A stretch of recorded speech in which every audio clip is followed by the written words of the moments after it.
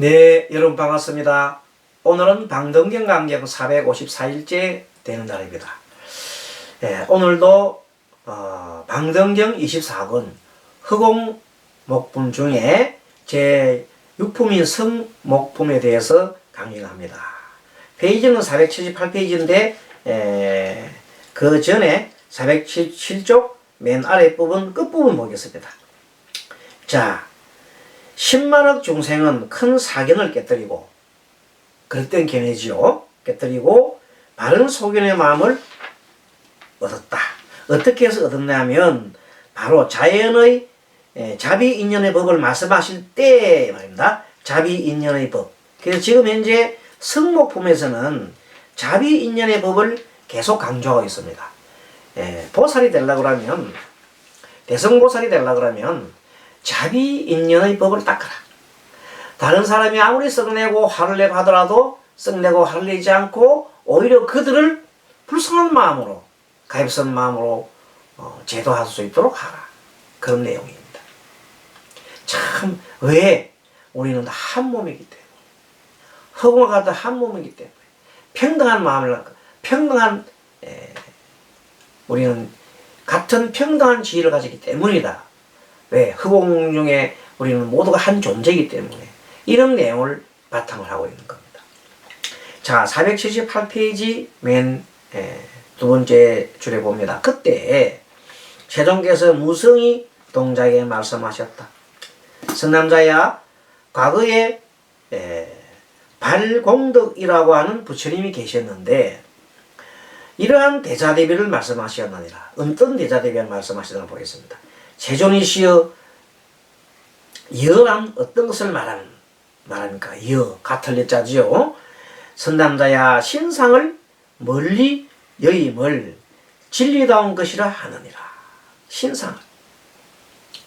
몸에 대한 집착을 멀리 여이는 것이 바로 진리다운 것이다. 한마디로 말하면 아상을, 몸에 대한, 나에 대한 생각, 나에 대한 소유, 이런 마음을 버리는 것이 바로 진리다운 것이다. 아상을 버리면 인상을 버리고, 나에 대해 집착하는 것은 아상이잖아요. 상대에 집착하는 것은 인상이잖아요. 그리고 아상과 인상을 합치는 것을 중생상이라고 그러잖아요. 그런 상들은 아상에서 시작되었는데 이 아상을 멀리 여임을 진리다운 것이라 하느니라. 말씀하신 몸이라고 하는 것은 바로 이 실다운 성품이며 고요함이며 법계이며 번뇌가 없음이며 다함이 없는 것이 나이까 하고 물었습니다. 그랬더니 진리의 몸이란, 이때 몸이라고 하는 것은 우리가 진리의 몸을 얘기를 하자. 이 중생의 몸으로 과거와 미래의 변제가 곧 고요한 것이니라. 모든 것이 이제 과거와 미래, 중생의 몸으로서 과거 미래가 다 변제돼 버리면 이제 없어지는 걸 말하죠. 그러면 고요한 것이니라. 세존이시여, 온갖 부처님의 진리다운 것이 바로 이 몸이나이까? 이때 몸이 진리입니까? 이런 뜻입니다. 선남자야, 이러한 법계는 더하거나 덜함이 없고 삼세가 평등하여 나지도 않고 자라지도 않으니 마치 허공과 같다니, 이런 것을 진리다운 몸도 그러하느니라. 자, 여기서 이런 자 태어남도 없고 삼세가 평등하고 나지도 않고 자라지도 않는다, 마치 허공과 같다, 이 말이 나오면 우리가 생각할 것은 반야신경 한 편을 떠올리면 참 쉽습니다. 반야신경에 보면 맨 처음에 마하반야바라미타 신경, 그 다음에 크고 큰 지혜 운동을 넘어가는 마음경이지요.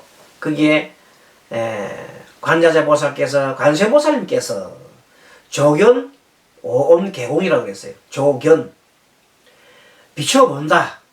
뭐를? 오온. 우리 몸뚱아리가 오온으로 되어 있는데 오온이 공하다, 모두 공하다고 비춰본다면은 바로 모든 액을 벗어나리라. 조견 온 개공, 도일체 고익이라고 그랬어요. 그게 바로 핵심이에요. 이 오온이 개공하다, 모두 공하다. 공하다 말은 뭐냐면 무상하고 변화하고 또 무하기 때문에 내 홀로 존재하는 것이 아니란 말이에요. 이 큰 우주의 한 공간에 모든 것이 서로가 관계에 있다 얽히고 설키고 관계에서 인연 따라 일어나고 사라지는 것이지 나 홀로만에 있는 것이 아니다 말이야. 고로 나는 이 허공 중에 흑공과 같은 하나의 흑공과 같은 것이요. 나도 사라지고 말자. 흑공의 하나야. 나는 흑공이야. 흑공. 흑공은 뭐예요? 형체가 없어요. 하지만 흑공은 그 속에서 인연 따라 생기기도 하고 인연 따라 사라지기도 하고 나타나겠다 하고 사라지기도 하고 있는 것도 아니고 없는 것도 아니고 줄지도 않고 늘지도 않고 그런 거예요. 그래서 불생불멸이라 하는 겁니다. 흑공 속에서는 잠깐 뭐 사라졌다 나타나는 것은 그것은 뭐냐면은 인연 따라 잠깐 일어났다 깜빡깜빡하는 것은 마치 구름이 일어났다 사라졌다 하는 것이지 본래 그 물은 그대로 있는 거예요. 물방울이 수증기가 되고 수증 구름이 되어 떨어지지만 또 비가 떨어지지만 그 물은 그대로 또 물은 그대로 있더라 이 말. 모든 이 삼라만상에 있는 모든 것들이 이렇게 저렇게 변하고는 하지만 그 변한 것이 원래 그 기본적인 에너지가 다 사라지는 것이 아니라 본래 그대로 있다. 본래 그대로 있으면서 변화하는 상이다. 변화해서 모습이 인연 따라 나타날 뿐이지 본래는 일체 변함이 없고 모두가 평등하고 한 몸이더라. 그걸 얘기를 하면은 이게 다 풀립니다. 한 몸이기 때문에 다른 이들이 고통받고 있으면은 내 발가락, 손가락에 가시가 찔려 있으면 얼마나 아픕니까? 내 몸 전체가.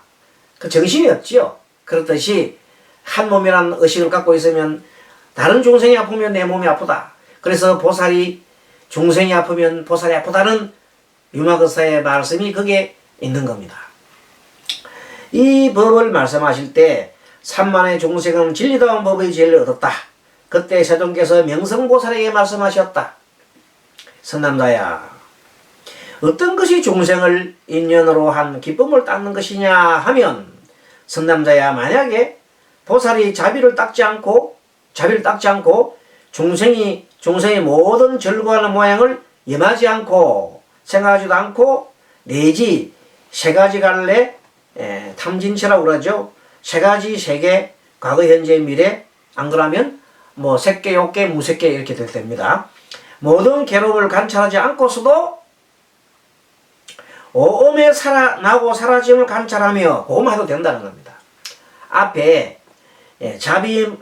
앞에서 말하는 자비를 닦지 않고도 또 중생이 서로 절구하는 것을 보고도 뭐 그냥 내가 함께 절구하는 마음을 내주지 않아도 세 번째 지금 뭡니까?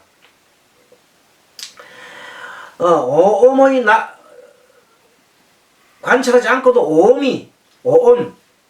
오온이 나고 사라지는 것을 관찰하며 여기에 뭐냐 반야신경에 나온 조견 온 개공이다 이 말이에요. 온 개공만 하면은 앞에 자비의 마음을 안 닦아도 그 다음에 두 번째 뭐 하는 마음 함께 기뻐하는 마음 안 닦아도 자동적으로 조견 온 개공을 하게 되면 자동적으로 자비 마음과 또 무슨 마음 평등한 마음인 그 마음과 자비의 마음과 그리고 동고동락하는 그 마음이 자동적으로 일어난다는 겁니다.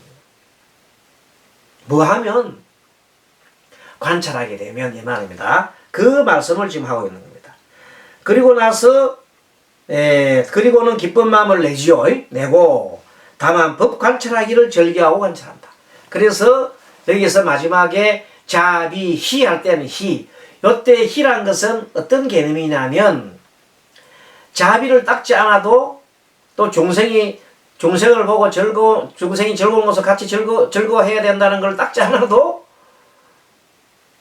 조견 온 개공 내 몸 조견 온을 갖다 공하다는 것을 탁 깨달아 버리면 자동적으로 자비 마음도 닦아지고 그 다음 자비만도 나타나고 즐거움도 나타나리라 하는 그 깊은 뜻을 얘기를 하고 있는 겁니다. 자, 그렇게 해서 법 관찰하기 절기하고 관찰하고 나서도 기쁜 마음을 낸다면은 이러한 기쁜 마음은 그 서운이 중생이 미치리. 그럼 내가 기쁜 마음을 냈잖아요. 그 기쁜 마음을 낸 것이 이것이 진짜 희 마음이야. 이때 마음이 중생을 보고 같이 중생이 기뻐해서 같이 기뻐한다. 그 기뻐하는 마음보다는 내가 오늘 관찰해서 개공하다는 그 원리를 알고 그리고 마음이 얼마나 좋아요. 한 몸이고 모두 한 몸뚱아리라는 그 큰 마음을 낼 때 그러되면 중생이 나와 다르지 않고 평등하고 그런 것을 그런 기쁨을 그 법을 관찰해서 그 기쁨을 내가 일으켰을 때 중생들이 내가 기뻐하는 것을 보고 중생들도 그 마음이 기뻐하는 마음이 미친다 이 말이에요. 이것이 진정한 기쁨이다. 이것이 진정한 희 마음이다. 자비 희의 마음이다. 희 마음이 좀 올라갔지요. 옛날에 우리는 희 마음을 보통 보면 중생이 기뻐하면 우리도 기뻐한다. 요 정도로 끝냈는데 이 방등행에서는 그런 가르침보다는 좀 더 나아갔다 이 말이에요. 조교노은 개공 하면은 내가 자비 마음을 닦고 안 닦아도 별도로 안 닦아도 또 중생을 보고 절규하는 마음을 안 닦아도 자동적으로 중생한테 나중에 자비로 마음이 되고 왜 한 몸이 개공해면 한 몸이 돼버렸잖아. 자동적으로 한 마음이 되고 또 내가 기뻐하는 마음을 내잖아요. 내가 엄청난 기쁨을 내잖아요. 그 기쁨을 내고 이 조교노은 개공을 했으니까 얼마나 번뇌를 벗어났잖아요. 그 마음을 내니까 그 기뻐하는 마음이 바로 중생한테도 연결되더라. 미치더라. 그것이 진정한 희 마음이 아니냐. 그래서 조금 여기서는 방등경에서 자비, 희사 그 내용이 좀 깊이 들어갔다 이렇게 보면 되겠습니다.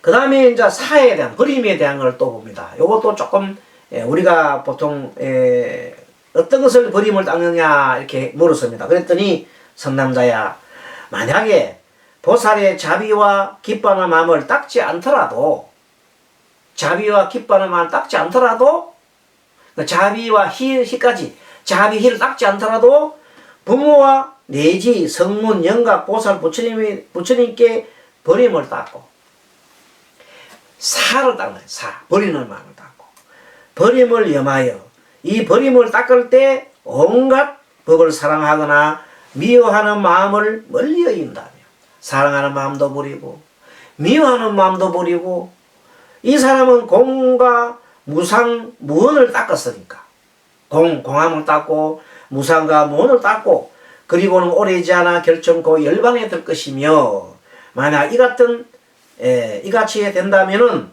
바로 사무량심을 저절로 닦아진다. 사마음이 되면 또 사무량심은 저절로 닦아진다. 이렇게 얘기를 하는 겁니다. 이 사람은 시방 부처님 보살과 천룡 야차 찰제리 바라문과 비사 수타 비구 비구니 우와세 우와이들의 공양을 받고 그 국토의 사부대 중 이러한 사무량심을 닦음에 따라서는 그 국토는 이미 온갖 쇠화된 모양을 멀리 일 것이고 그 중에 중생들은 절거의 악법을 부리고 선법을 받아 가지리라. 선난자야 이렇게 해서 사무량심은 이러한 한량없는 복덕을 원만히 갖추었느니라. 그래서 여기까지가 사무량심에 대해서 이제 깊이 다루고 있습니다. 그래서 다시 이제 한번 보면은 자비로운 마음을 닦지 않아도 희 마음을 보살이 자비를 닦지 않고 중생의 모든 즐거워하는 모양을 염하지 않고도 온이 나고 사라짐을 고요히 관찰한다면 반야성에서 말하는 조견 온 개공입니다. 조견 온 개공 다 끝이에요. 조견 비춰보자. 온 나의 몸뚱아리 색수상 행식이 다 공하다는 것을 비춰봐 버리면 그렇게 공을 통해 버리면 바로 뭐가 됐다고? 바로 한 몸이고 이 모두가 한 몸이라는 걸 알게 되기 때문에 자동적으로 자비 마음이 일어나고 또 절교 기뻐하는 마음이 자동적으로 일어날 수밖에 없다. 그 다음에 자비와 기쁨 마음을 닦지 않아도 부모나 성문, 영각, 보살, 부처님의 버림을 닦고 그 버림을 닦는 거예요. 버림을 실제 버림을 닦고 버림을 염하여 온갖 사랑하는 마음이나 미워하는 마음까지 다 여어야 돼. 다 버려야 돼. 다 비워야 돼. 그렇게 다 버리고 비울 때 곧 공한 마음이 되고 상이 없고 어떠한 것에도 집착이 없는 마음은 무상한 마음이 되잖아요. 무상한 마음이 되고 또 어떤 것도 바라지 않는 마음이니까 무언 마음이 돼요. 그래서 공과 무상과 무언의 이 삼해탈이 자정적으로 일어난 것이 사라는 겁니다. 진정한 사입니다. 삼해탈. 자, 공해탈. 그 다음에 무상해탈. 그 다음에 무언해탈. 그 세 개를 공이라 그러는 삼해탈이라고 그러잖아요. 삼해탈을 닦는 것이 바로 사예요. 그걸 닦아버리면 자동적으로 자비이사가 저절로 일어난다. 그런 내용입니다. 그 진정으로 자비이사의 마음을 닦는 법을 오늘 이렇게 자세하게 살폈습니다. 그럼 다음 시간에 또 뵙도록 하겠습니다. 날씨가 무더운데 이제 건강관리 잘 하시고 또 다음 시간에 뵙도록 하겠습니다. 여러분 수고하셨습니다. 마하반야바라미